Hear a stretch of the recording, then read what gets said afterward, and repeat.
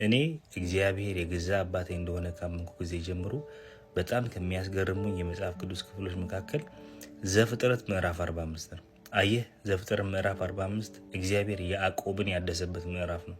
አየህ፣ አንዳንድ ጊዜ በራሳችንም ስንፍናና ጥፋት፣ አንዳንድ ጊዜ ደግሞ በሰዎች ምክንያት ስብራት ሊገጥመን ይችላል። አየህ፣ ያዕቆብ በራሱም ጥፋት ተሰብሮ ያውቃል። ከዛ ደግሞ በገዛ ልጆቹ በሌሎች ሰዎች ምክንያትም ደግሞ ስብራት ገጥሞት ያውቃል። አየህ፣ ልጆቹ ምን አደረጉት መሰለ? አንድ የሚወደው ልጅ ነበረው፣ ዮሴፍ የሚባል 11ኛ ልጅ፣ በጣም ከሚወዳት ሚስት የወለደው 2 ልጆች ነው የወለደው ከሷ፣ ቢንያምንና ዮሴፍን። አየህ፣ ወንድሞቹ አውጥተው ሸጡትና ልብሱን በደም ነክረው ለያዕቆብ ለአባቱ ልጅህ ሞቷል፣ አውሬ በልቶት መንገድ ላይ ያገኘ ነው ብለው ሰጡት። ያዕቆብ መጽናናት አልቻለም። ታውቃለህ፣ ከነዓን ውስጥ ያሉ ሰዎች ሁሉ መጥተው ሊያጽናኑት ሞከሩ፣ አልቻሉም። ገባ፣ እስከ ሞት ድረስ አዝናለሁ አለ ያዕቆብ። በቃ ሌላ አማራጭ የለኝም፣ ልጄን አውሬ በልቶታል አለ። ገባ። ከዛ ግን አየህ፣ ዘፍጥረት 45 የሚባል ደግሞ መጣ። አየህ፣ ከአመታት በኋላ ወንድሞቹ ዮሴፍን ግብፅ ላይ ነግሰው አገኙት። ገባ። በረሃብ ዘመን ደረሰላቸው ወንድማቸው እና መጨረሻ ላይ እሱ እንደሆነ ሲነግራቸው አለቀሱ ይላል መጽሐፍ ቅዱስ። ዮሴፍም አለቀሰ ይላል እና በውጭ ያሉ ግብፃውያን ሁሉ ሰሙ። ገባ። ሎሌዎቹ የዮሴፍ ወንድሞች እንደተገኙ ሰሙ ይላል። የፈርዖን ሁሉ ሰማ፣ የግብፁ ንጉስ። እና ዮሴፍ ያዕቆብ የሚባል አባት አለኝ ከነዓን የሚኖር ብሎ ለንጉሱ ነገረውና ንጉሱ በቃ ሰረገሎቹን ይውሰዱና አባትህን ያምጡ አለ። ገባ።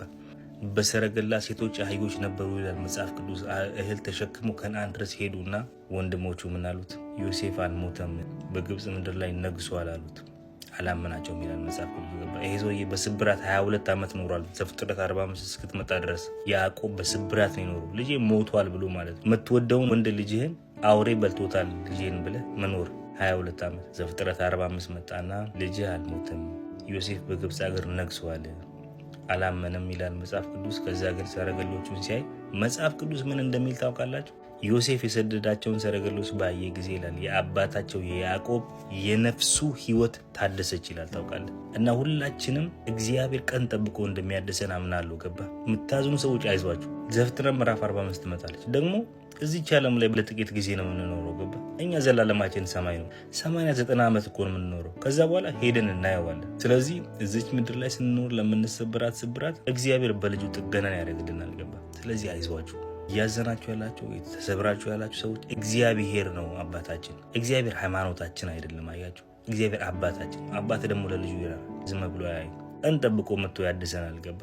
ከዛ ደግሞ አንድ ቀን ይወስደናል ወደ ላይ። በቃ ከሱ ጋር እንኖራለን። በዚያ ሀዘን የለም፣ ምርኮ የለም፣ ስብራት የለም፣ እችም ስጋ የለችም። ገባ። ስለዚህ አይዟችሁ፣ እግዚአብሔር አባታችሁ። እችን ለማለት ነው። መልካም ቀን።